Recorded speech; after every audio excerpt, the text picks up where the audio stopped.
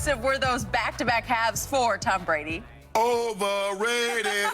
What? Overrated. So let me get this straight. I'm just going to make sure I hit this correctly, Skip.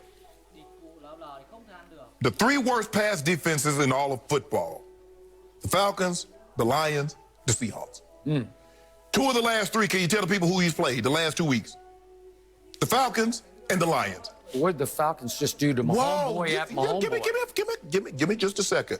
Also, two of those teams, can you just in case the people don't know, two of those teams have fired their head coach and general manager. The Falcons and the Lions. Now, the Lions run a defensive scheme that Tom Brady has heard the verbiage for the last 20 years. You think that gave him an advantage, Skip? Sure. Interesting. Skip, look. I know you was going to do this. And this is what we do with Tom Brady. When he plays well, I told y'all, is this. And then when he doesn't play well, you blame the defense. You blame Bruce Arians. But now all you mention is that when he goes up against bad secondaries, is that Tom Brady, Tom Brady, Tom Brady. But you don't mention anything about the defense holding Detroit to 7 points. You don't mention anything about how they almost pitched a shutout to the Atlanta Falcons in the second half. It was all Tom, all Tom, all Tom. But when they lose, B.A. don't know what he's doing. B.A. need to get out of his way. B.A., you are going along for the greatest ride in NFL history. That's what you do. I don't take no stock in this because this is what we know. When he plays teams that are in the playoffs or on the cusp, he lays an egg. New Orleans twice, gagged it. Chicago, right there, they win next week, they're in the playoffs. My homeboy lost it. So, Skip, don't give me that. You know and I know what they lost to somebody else, too. Who else they lose to? They lost three games in a row. But anyway, we know the Rams. So any team that has playoff aspirations are right there. Not sure the Rams are going to make it, but that's a whole nother story. Yeah, the quarterback. I Skip, you know, I was looking at my ancestry genealogy, Ancestry.com, and I stumbled across something that I didn't know, and you probably didn't even know this either. Jared Goff and Carson Wentz are related. They're turnover brothers. They're awful, and that's the reason why, if you're right, they might not make the playoffs because Jared Goff.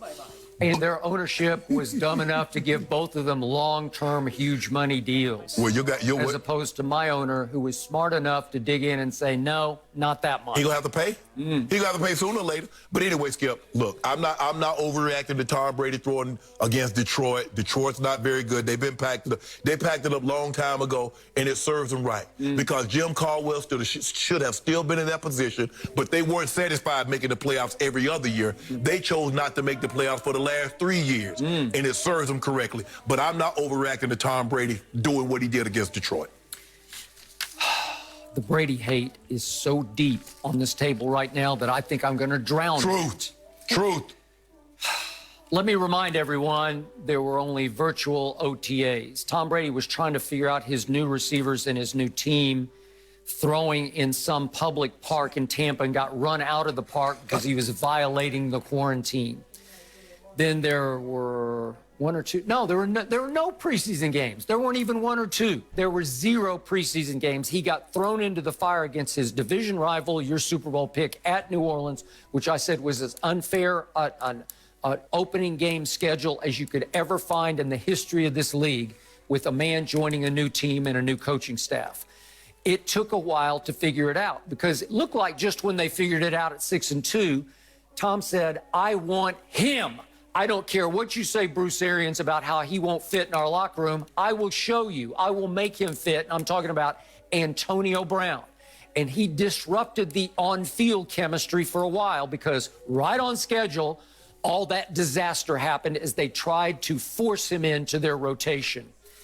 And then all of a sudden, Tom Brady said, okay, that's enough. I got this. When they fell behind 17-0 a week ago at Atlanta, he said, I got this. When they fell behind 24-7 in the third quarter, he said, no, I got this. I told you it was a virtuoso. I told you it was a masterpiece.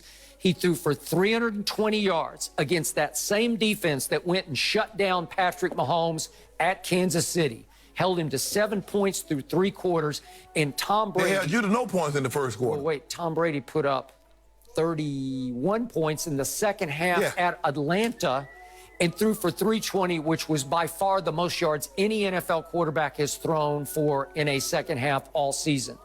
And then he turned right around after all the stories about how in the last 6 games, Tampa had opened up in the first quarter, losing 59-7. In their previous 6 first quarters, they lost 59-7, all told, cumulative. Was he And he quarterback? said, I got this. And here he went, and he went to work, and he, in the first half, went beyond virtuoso, beyond masterpiece, beyond Mona Lisa. I don't know what's better than Mona Lisa because I don't know art that well, but I told you the one against Atlanta was a Mona Lisa. This was the greatest ever. This was 348 yards on top of 320. So if I do the combined halves, Stop it. and I add them up, No, you that's can't. 668 total yards passing, 6 touchdowns and no interceptions. And I want to remind everybody, the all-time NFL record for one game, Super Bowl era or not, going all the way back to 1951, was Norm Van Brocklin, right out here at the Coliseum in Los Angeles for the then LA Rams versus the New York Yanks. They were called the Yanks. And he threw for 554 yards, and that still stands from 1951 until today as the record. And if I add up to the 2 Brady halves, 668 would have smashed, obliterated that record. So, if I do that, I'm going to take Ryan Fitzpatrick, his fourth quarter. He had 182. So if I project that over the other 3 first quarters, that'd be over 700 yards. See, so you couldn't do that. But let me ask you a question. This is what I notice about what you do and a lot of other people do. When Tom Brady doesn't play well, you blame it on the OTAs. There was no OTAs. There were no training camps. There were no preseason football. But you don't mention that when he loses. So what's my biggest pet peeve about Pro Bowl voting? It happens way too early, and I don't know why. What were you waiting for? Why can't you wait until the season is over? Nah, because if you waited just 1 more week, 2 more weeks, because the votes were in. He had an obviously. opportunity. He had the same opportunity that Kyle and everybody else had. These he had games 14 count? games. Yeah, they really count. This is it. This is the stretch run. And I'm sure Tom Brady did not love it that Kyler Murray got the 3rd spot on the Pro Bowl team in the NFC. You say you don't care about Pro Bowls. Kyler didn't have the greatest game on Saturday, and Tom Brady, just the game before on Saturday, said, voters, watch this. Is there any doubt that Tom Brady should have at least been the 3rd quarterback on the NFC team? Yes, he should have been. You know it, and I know. So now he's up to 36 touchdown passes, which would have tied for the league lead a year ago. Yeah. Right? Lamar had 36 and led it. Aaron's going crazy. I give you